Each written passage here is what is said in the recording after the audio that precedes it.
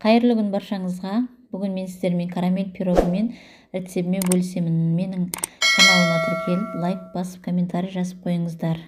Карамель пирог өте оңай әрі жылдам жасалатын пирогтардың бірі.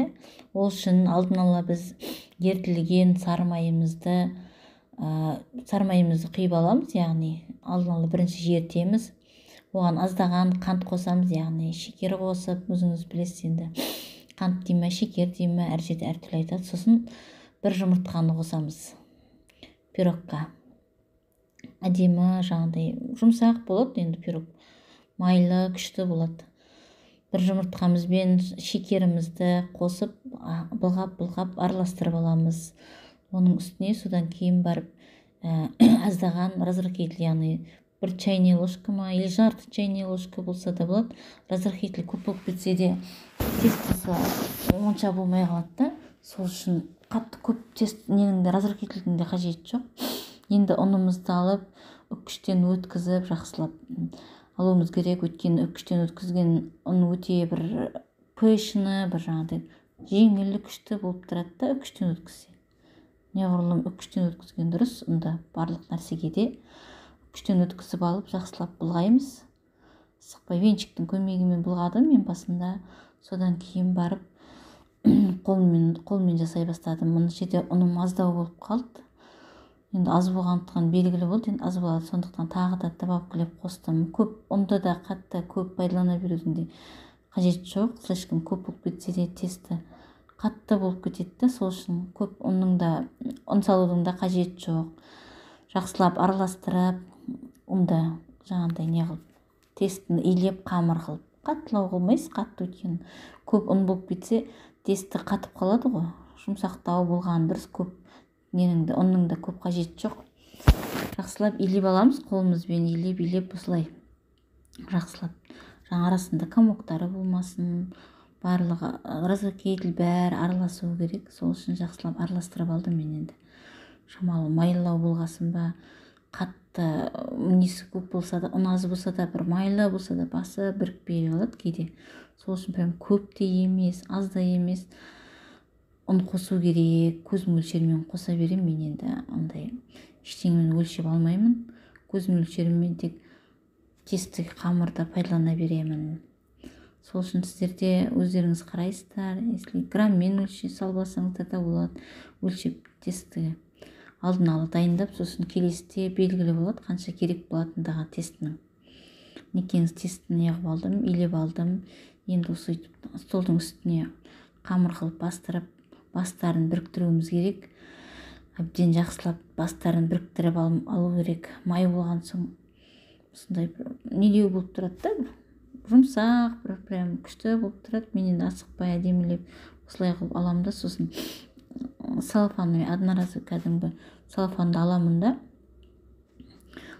соған салып қоямын, чтоб жаңағыдай неғып қалмасын деп, қатып қалмасын деп. Салфанға салып қойған дұрыс. Содан кейін барып салфанға салып, холодильникке салып қойдым. Где-то 30 минутқа, яғни жарты сағатқа холодильникке салып қойдым. Одан кейінгі біз енді начинкасын дайындауымыз керек. Ол үшін сметана алдым, мен 20% сметанды алдым да, соны 3 қасық салдым сметананың. 3 қасық сметана салдым, сосын бізге варенка керек болады, жаңағыдай қою сгущенка, сары қоңыр сгущенка, варенка деген қою. Сондай керек. Менде енді шамалақ қалған екен, көп емес. Көп болса, бір банка целый болса, прямо қоңыр күшті карамельный болып шығады. Менде жартақ банка қалған екен. Соны әйтеуір амалдап содан жасадым. Алдында қалған пирогтан қалған екен. Сосын жасап тастайыншы дедім де, қалдырмайын деп жасап тастайын дедім. Жаңасын бастамадым. Прям қатты қап-қара болмағанмен нормально болып шықты енді. Осыны араластырамыз енді екеуін. Сосын бұған еще қосымша тағы да бір жұмыртқаны қосып жібереміз арасына. Жақсылап. Сосын мен не айтпаппын, бұл жерде не қосу керек? Кукурузный крахмал қосу керек. Мен мына жерде видеоға оны түсірмеппін, ұмытып кетіппін айтуды. Крахмал қосу керек, кукурузный. Ана ненің начинка бір ұстап тұру үшін да, қаттылығын қоюландыру үшін ғой негізінде. Меніңше кукурузный крахмалды да қостым. Начинкасын осылай бастары біріксін дедім де блендермен не қылдым. Соңында блендермен араластырдым. Өйткені бәрінің басы бірдей не қылу керек болды да. Бірдей араласу керек болды. Негізі блендердің көмегімен бұлғаған жақсы, өте ыңғайлы блендер. Бастары бірігіп қою не қылу үшін, бірігу үшін бастары ыңғайлы да.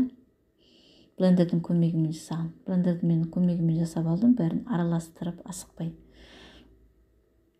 Блендерді өте оңай, әрі жақсы, прям күшті карамель болып шығады соңында. Карамель пирогтың. Блендермен асықпай араластырып алдым. Көрдіңіздер ме, қандай күшті, прям тестісі күшті, несі, начинкасы күшті болып жатыр. Араласы біркелкі, әдемі болады да. Қосқан. Қант қосамыз арасын. Аздаған, көп қанттың да қажет жоқ деп ойлаймын. Слишком тәтті болып кетпес үшін. Средний болады енді орташа. Осы қантты да жарты стакандай ма қанттары қостым. Қантпен қосып араластырдым екеуін.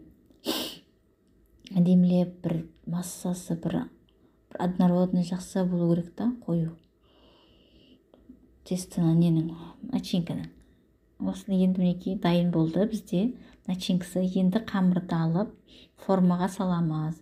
Мен мына жерде 24 диаметрлі песочный тестіға арналған специально неге салдым. Формаға. Өзі прям үлкен болып көрінеді да негізі. Но бірақ қатты ондай үлкен емес, 24 диаметрлі деген.